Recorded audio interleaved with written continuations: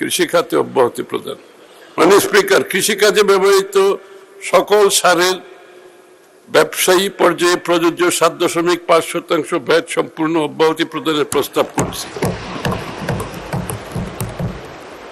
এই কার্যে ব্যবহার্য সকল ধরনের কীটনাশকের আমদানি পর্যায়ে প্রযোজ্য 7.5% আগাম কর সম্পূর্ণরূপে অব্যাহতি প্রদানের প্রস্তাব করছি। স্বাস্থ্য খাতে অব্যাহতি প্রদান। মাননীয় স্পিকার, বাংলাদেশের স্বাস্থ্যসেবায় আউট অফ পকেট এক্সপেন্ডিচার বিশ্বের অন্যান্য দেশের তুলনায় অনেক বেশি। জনসাধারণের চিকিৎসা খরচ কমানোর লক্ষ্যে আমদানিকৃত হার্টের রিং বা স্ট্যান্ট এবং চোখের ইন্ট্রাওকুলার লেন্স এর সরবরাহের ক্ষেত্রে যোগানদার পর্যায়ে 10% ভ্যাট সম্পূর্ণরূপে অব্যাহতি প্রদানের প্রস্তাব।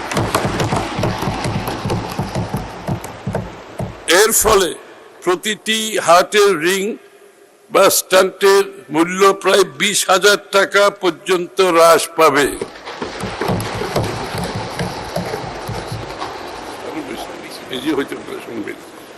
চোখের প্রতিটি ইন্ট্রাওকুলার লেন্স এর মূল্য প্রায় 5,000 টাকা পর্যন্ত হ্রাস পাবে।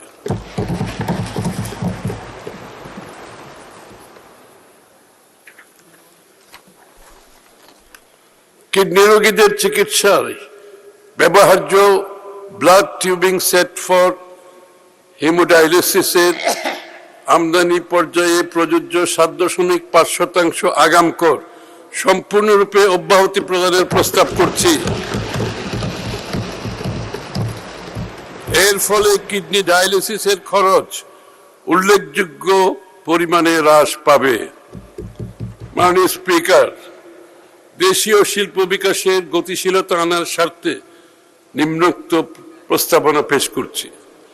মোবাইল ফোন উৎপাদন ও সংযোজনের ক্ষেত্রে শর্ত সাপেক্ষে মূসক অব্যাহতির সুবিধা 30 জুন 2030 খ্রিস্টাব্দ পর্যন্ত বর্ধিতকরণের প্রস্তাব করছি।